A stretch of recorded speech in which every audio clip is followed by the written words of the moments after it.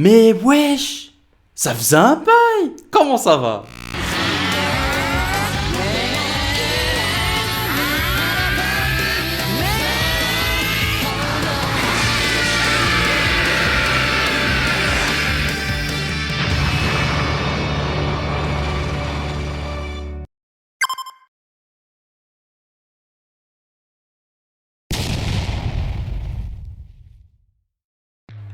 Yo les amis, c'est Wanka, comment ça va? Nouvelle vidéo sur le jeu Dragon Ball Legend. Aujourd'hui, concept assez particulier et je pense que ça peut être très intéressant d'aller analyser certains créateurs de contenu sur la sphère de DB Legend international. Pourquoi je dis ça? Parce que on a tous notre manière de jouer.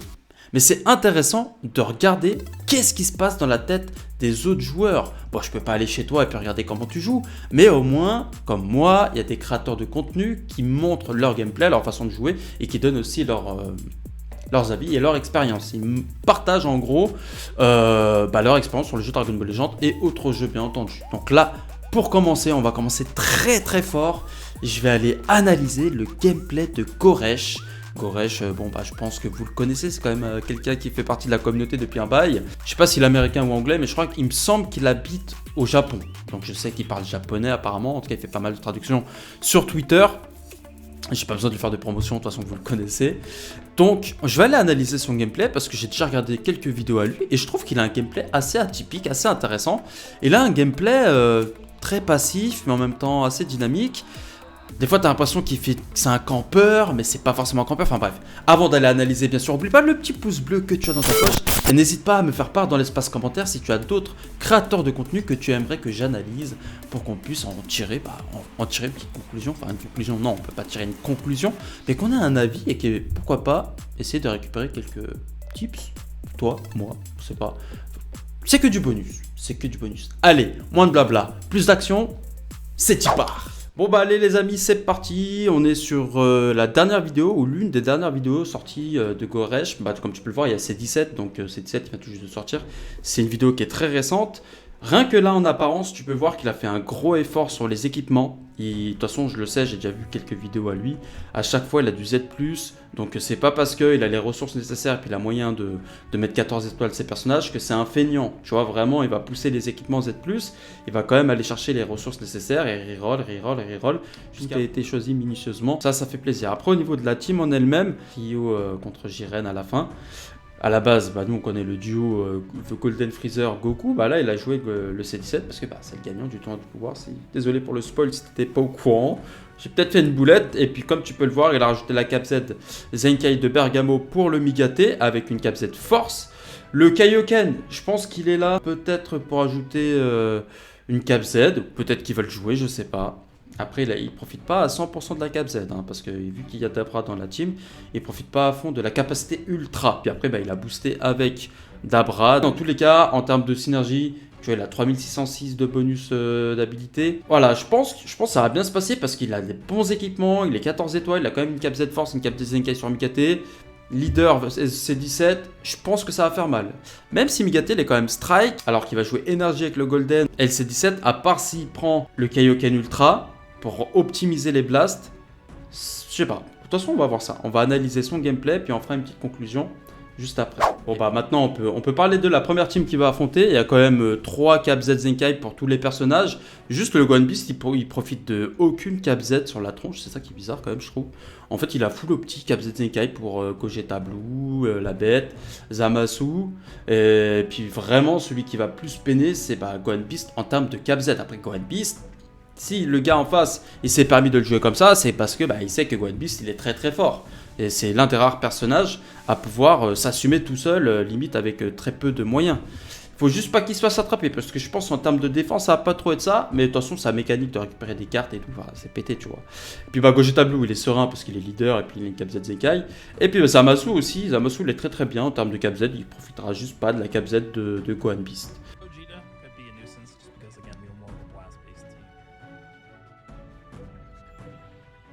Strike cancel, 2 fois, dash arrière.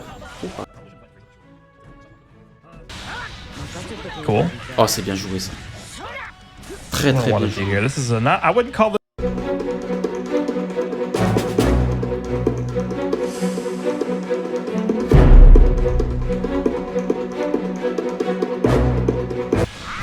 Oh là là, le cancel cover qui est bien passé là. Alright, Frieza, I need a...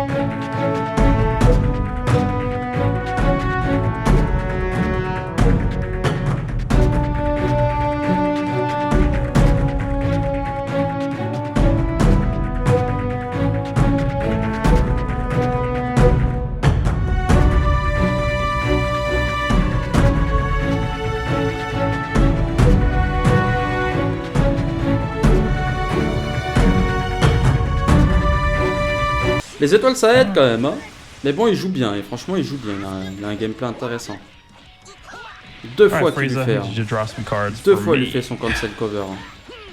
That's some pretty good blast damage. If only we actually drew more blast cards.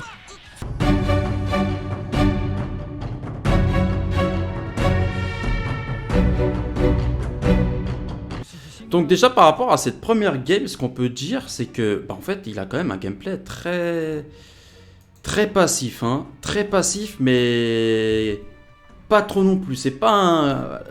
Dans ce showcase, en tout cas, c'est pas un gros campeur, parce que moi, on m'a déjà dit plusieurs fois, ouais, Goresh, c'est un campeur avec ses 14 étoiles, etc. Excusez-moi, mais sa façon de jouer, c'est... Certes, il est très passif, hein. De toute façon, tu vois là, hein. Ça commence direct, un petit flotte, c'est pas un dash, c'est un petit flotte arrière. Il analyse, on peut voir au niveau des cartes.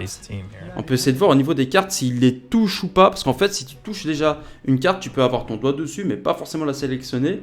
S'il a son doigt dessus, il peut être sur la phase offensive. En même temps, style, un mouvement de l'adversaire, il va faire une action.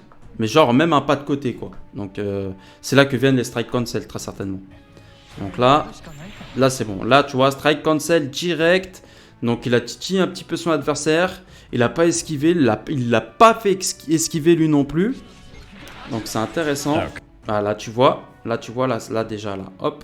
Déjà, premier essai, strike cancel. Voilà, c'est la première chose qu'il a fait sur une boule de cristal. Hein, donc ça fait en même temps le Rising Rush. C'est intéressant. Strike cancel. L'adversaire en face, il a fait quoi? Un flotte.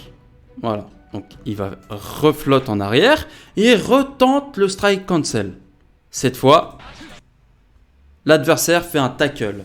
Quand l'adversaire fait un tackle, ça veut dire qu'il n'a pas esquivé. C'est pas dans ces cas-là qu'il va faire une esquive. Et nous, n'a pas fait non plus un perfect dodge. Enfin, nous, il n'a pas fait un perfect dodge. Donc, réflexe de Goresh, vu que son adversaire, il est encore dans l'animation du tackle, il peut en profiter pour faire un flotte arrière, switch et esquiver, parce que son adversaire, il était très certainement dans un mood offensif. Peut-être même qu'il avait déjà présélectionné une strike sur une tempo de Goresh, mais vu que la tempo de Goresh s'est fait sur le flotte, qu'on va voir. Okay. Voilà, ça c'est la tempo. Ça, le fait de faire un flotte sur l'animation du tackle de l'adversaire, c'est une tempo. Parce que si l'adversaire, il a déjà fait un tackle strike, déjà sélectionné la strike, il a dit c'est bon. Il est dans la merde, entre guillemets. Sa strike va quand même partir. Il peut rien faire. Et je pense c'est ce qu'il a fait. Parce que Goresh, il a fait flotte, switch, esquive. Parce qu'il a l'habitude d'affronter des joueurs qui sélectionnent les cartes trop tôt. Et bon, je peux te garantir qu'on le fait encore tous. C'est des mécaniques qui arrivent. Mais en début de game, normalement, on a encore un peu de sang-froid. On peut encore gérer, tu vois. Parce que des fois, en fait, tu fais des actions. Tu fais des actions que tu n'as pas envie de faire. Parce que bah, tu en as marre de te faire taper dessus. C'est psychologique. Hein. Le gars, il fait que de t'enchaîner. Oh, je peux jouer. Et tu deviens naturellement plus agressif. Et c'est là qu'on très souvent se fait avoir par les joueurs plus passifs. C'est quand nous, on s'énerve. Moi, je suis ce style de joueur. J'ai appris quand même à me canaliser. Cette impression que je suis allé voir un psy. J'ai appris quand même à me canaliser. Mais en début de game, c'est quand même dommage de faire ça. Parce que tu as le temps. Donc après, bah, c'est des réflexes qu'il a tellement eu dans ses précédents combats, le joueur en face, qu'il le répète tout le temps. Alors tout le temps, c'est un gros mot, je ne le connais pas, mais du moins qu'il le répète assez facilement. Donc là, ça lui a clairement coûté un open safe, quoi. Enfin, un open safe. Hein. Le premier combo de Goresh, quoi. Donc là, il fait son combo. Là, c'est intéressant. Cool. Il s'est arrêté son combo parce que son adversaire sait très bien que Golden, il a esquivé. Qu'est-ce qu'il fait? Franchement, ça aussi, c'est bien joué. Là, c'était le perfect. Le combo de Golden. Il fait ses cartes, tranquillou bilou, tu vois. Cool. Et tu remarqueras qu'il n'a pas fait toutes ses cartes Parce qu'il voulait pas, et c'est normal, il voulait pas se prendre l'aspect de Gogeta avec Golden. Mais ce qu'il a ultra bien rentabilisé, c'est ce flotte arrière, switch sur Migaté pour proquer la jauge unique.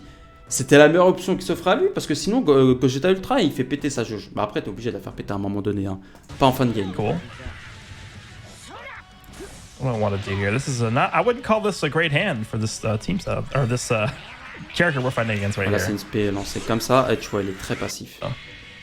It is what it is. Il y avait une autre scène que je voulais voir. Let's charge Voilà, here. dash avant après une blast, esquive. Mais là, ça a un move intéressant. Ça, c'est un move intéressant parce qu'en fait, ça, j'en ai fait un tuto. Ouais, je crois que j'en ai fait un tuto. Ouais, je mettrai le bouton I en haut à droite pour vous montrer ce qui s'est passé. J'ai fait une one analyse dessus. Quand tu fais un pas de côté, et que tu entends le quand tu entends le pas de côté, ton adversaire aussi il entend le pas de côté, mais que l'animation ne s'est pas faite, si tu fais une recharge de ki, ça peut te casser ton animation de pas de côté. Goresh, il n'en avait pas forcément l'utilité, mais il l'a quand même appliqué parce que je pense que c'est quand même rentré dans ce timing de pas de côté. Push you. Let's charge here. Ouais. T'as entendu le pas de côté. T'as entendu le pas de côté. Et en fait, quand tu fais ça, c'est un move qu'il faut connaître, les gars. Quand tu fais pas de côté, mais que tu fais ta recharge de ki, ça te cancel. Et du coup, ton adversaire, il se fait avoir par rapport à ça. Parce que lui, il n'entend pas de côté. Et s'il n'a pas suffisamment d'expérience, il peut se faire avoir et il va pas attendre. Donc lui, il a tout simplement fait une spé. Comme on a vu avec Migaté, il a bien rentabilisé la charge de Migaté. Non, franchement, il a un gameplay très intéressant. Ah, ça aussi. 2 fois. Tout à l'heure, je disais, je sais pas c'était quoi, mais c'était ça. 2 fois, il a fait un cancel cover de la même manière. Recharge de ki, switch de perso, strike. Il a fait la même chose 2 fois. Là, c'est un adversaire panique. Voilà, par rapport au gameplay de Goresh sur cette game, je pense que je vais en mater une autre. Donc, très passif, beaucoup de flotte. Il fait beaucoup de flotte. Pas de flotte offensif, il va pas aller dans la provocation, il est plus sur le retrait. Et je pense qu'il analyse quand même un petit peu l'adversaire. Et puis il est aussi serein parce qu'en fait, il peut se permettre de faire des erreurs. Donc le fait de faire des flottes, quand tu as beaucoup d'étoiles aussi, voilà, tu te sens un peu plus tranquille. C'est moins grave de se faire attraper, tu vois, quand tu as 14 étoiles sur tes persos et puis full Z+. Mais son gameplay, il est quand même intéressant. Mais pas sûr qu'on soit... Après voilà, c'est qu'il a le droit à l'erreur en fait, lui, dans sa team. Nous, on n'a pas tous le droit à l'erreur selon notre optimisation. C'était une game intéressante. Bon bah voilà, carrément prendre une vidéo quand il se trouve dans le top 1000. Vraiment pas mal, hein. D'ailleurs, j'avais jamais fait attention qu'il avait 28 heures en God. Donc lui, c'est quand même un bon joueur avec... Il a quand même un gameplay qui est très très bon. Un gameplay de bons joueurs, de joueurs au moins top 1000.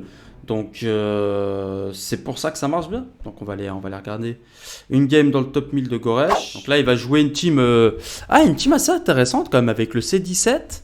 Le C17 Zamasu et puis Black Goku Rosé avec Cap Z Force, Cap Z Zenkai pour Rosé et Zamasu. Comme d'hab, hein, Z+ sur tous les persos, intéressant tout ça. Voilà, ça c'est un truc intéressant. Tu vois là, un gros Végéto Ultra, un Végéto, ça a l'air intéressant. À noter hein, qu'en face, il y a quand même une team très opti. Hyper intéressant, SV Ultra, Cap Z Zenkai de Vegeta, Cap Z Zenkai pour... et puis bah Végéto LF hein, avec la Cap Z Force qui fait plaisir. Super Vegito from full HP, potentially. He doesn't actually have that much HP because Pas eu le he's temps. only Ça va te faire ça HP attaquer buffer direct, donc is tu vois tout de suite the hein, focus. là So par we're rapport à gonna la get précédente Full game, Vegito team. on est dans un level un peu plus haut là quand même. Ah il s'est fait avoir, ok, il a pas switch. But,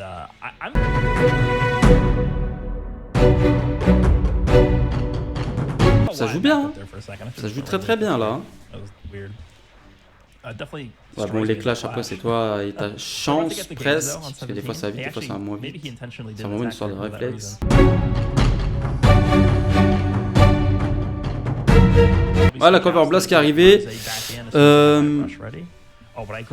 Tu vois, tu vois, là c'est quand même moins agressif en face hein, comparé à la game d'avant.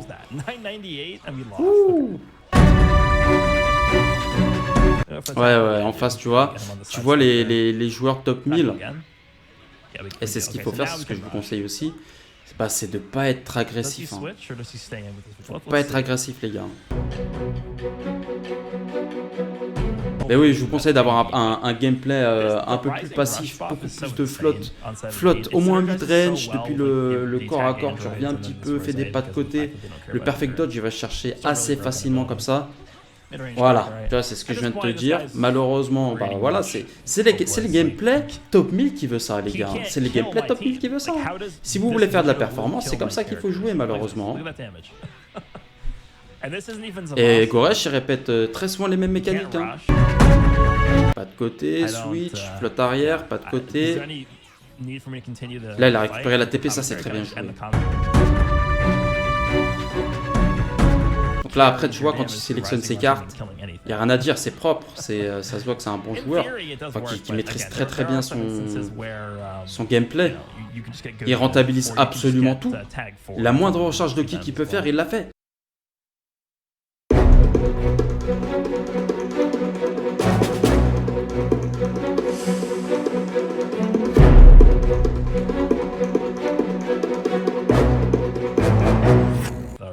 Tu vois, il répète sur les mêmes mécaniques. Là, il a eu le perfect dodge. T'as vu, je fais des... Comme les trucs de voiture, là, j'ai bougé la tête.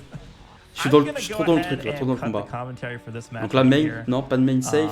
La verte qui temporise, il pourrait faire le main pour voir un petit peu, non, pas de main. Ouh, tu vois, ça a été limite, là. Hein. Ça a été limite, hein. Ça a été limite. Voilà, il a attaqué parce qu'il a fait exprès d'aller chercher l'esquive de l'adversaire. Mais ça, c'est un point qu'on va la regarder après, c'était intéressant. Ouais, main parce qu'il avait plus d'esquive, tu vois. Voilà pourquoi il a fait claquer son esquive. Hein. Il était obligé de l'utiliser juste comme ça, en fond de map, sans que Goresh soit sur une tempo. Tu vois, je bouge la tête, j'ai trop à fond dedans. Ah, pas mal, il a réussi à l'avoir. Pas mal. Enfin, je pense qu'il est mort quand même. Oh, les étoiles.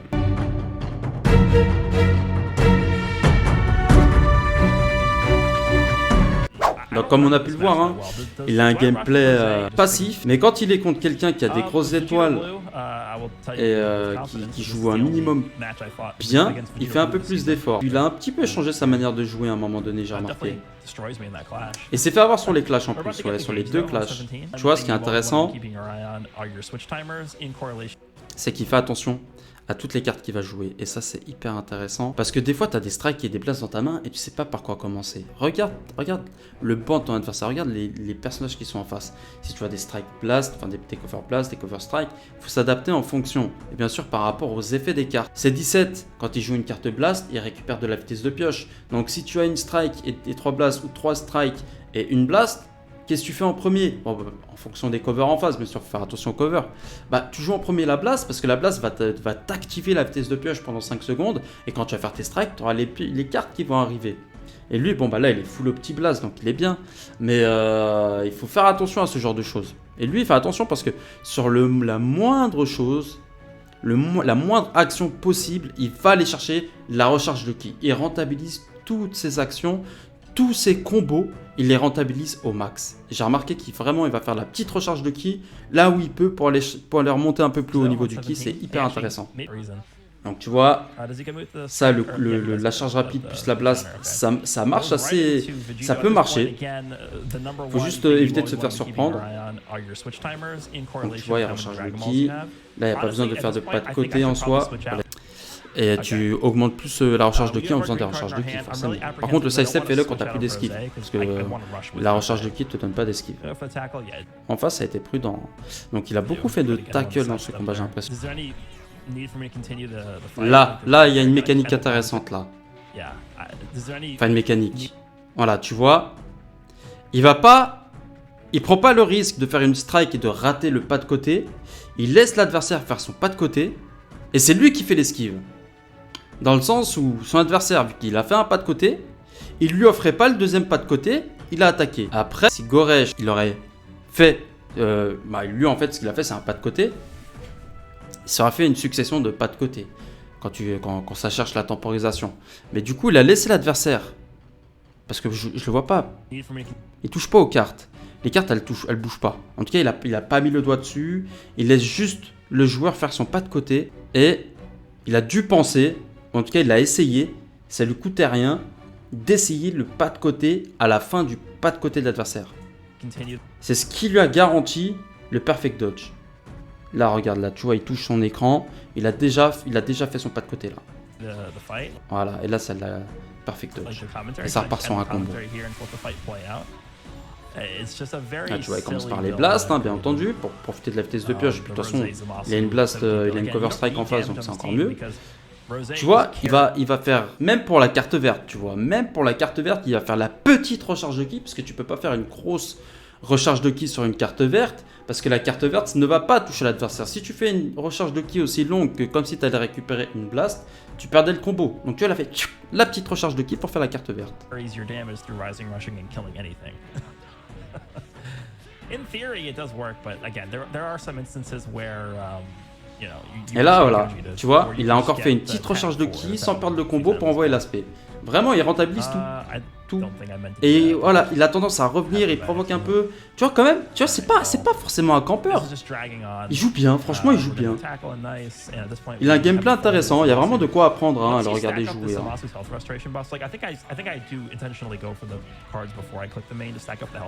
Ah là, il est tranquille avec Zamasu, en plus, il a récupéré la vitesse de pioche. Donc, grâce au main, voilà, il y a tout qui vient. Ça continue. Il fait beaucoup de charges rapides aussi.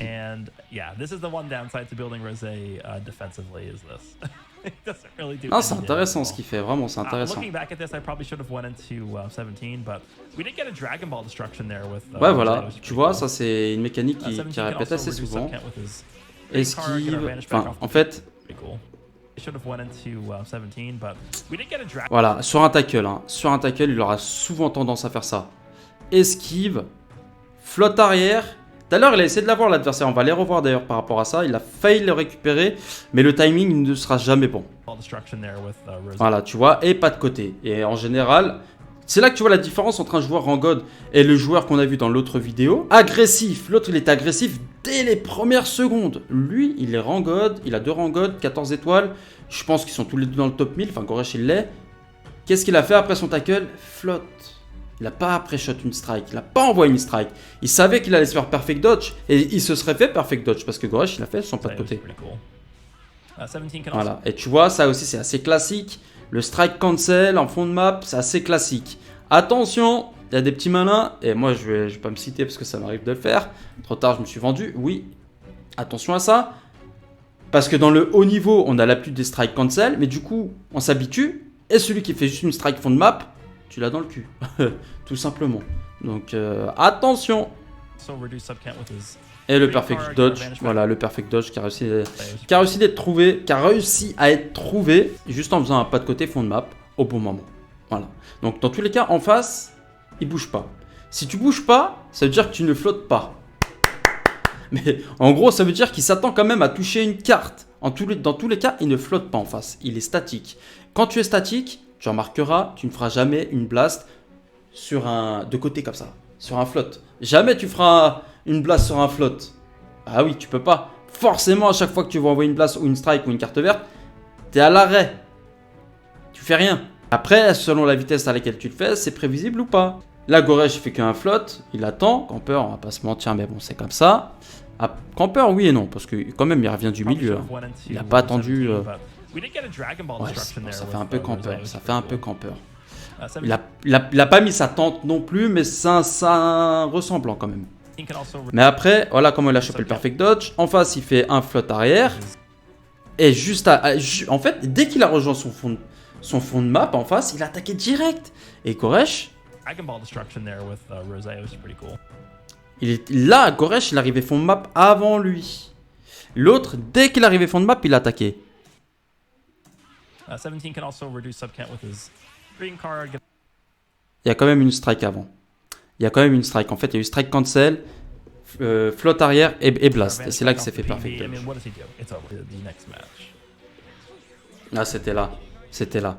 Tu vois? Et là, c'est intéressant. C'est vraiment intéressant parce que l'adversaire, il a retenu l'action de Goresh. Il a retenu ce qui s'était passé avant sur son tackle. Au lieu de faire un flotte arrière, du coup Goresh il garde sa mécanique de base, flotte. Il a fait une strike. Il a fait une strike. Et du coup, il a quand même eu le temps. Il a quand même eu le temps de faire son switch esquive. Par contre, c'est pas un perfect dodge. Elle est là la différence. Beaucoup de strike cancel. Donc mon bilan par rapport à ça, par rapport à Goresh, le créateur de contenu américain qui habite au Japon, il me semble, américain ou anglais, j'en sais rien, anglophone, faut dire anglophone, je sais pas pourquoi je me prends la tête. Bah en fait, franchement, il joue super bien. On a vu 2 gameplays différents. On a vu un gameplay de début de saison, rang 53, avec une team assez cool. Franchement, pour 14 étoiles, la team représentant de l'univers. Et une autre team, une team beaucoup plus compétitive, en tout cas top méta. Moi, je l'avais joué pour faire une belle performance il y a deux saisons du coup. Avec le Zamasu, le Rosé, et puis c'était qui l'autre C17. Ouais, c'était C17. Non, maintenant je ne l'ai pas joué que C17. Moi, je jouais avec Gogeta Ultra. Bah, il s'en est tout aussi bien sorti. Il fait les mêmes mécaniques, des flottes arrière, esquive. Il est assez prudent. Pas mal de strike cancel. Tu remarqueras qu'il y a beaucoup de strike cancel. Mais tout ça, de toute façon, c'est le gameplay moyen en fait. C'est le gameplay des top ladders. Ça, c'est un gameplay top ladder. C'est beaucoup de contrôle, beaucoup de... Voilà, faut jouer safe, beaucoup revenir, être très bon sur les clashs. Tu l'as vu, il faut être très très bon sur les clashs. Pas sélectionner ses cartes n'importe comment, rentabiliser toutes les recharges de ki. Et ce que je peux noter par rapport à Goresh, c'est qu'il a souvent...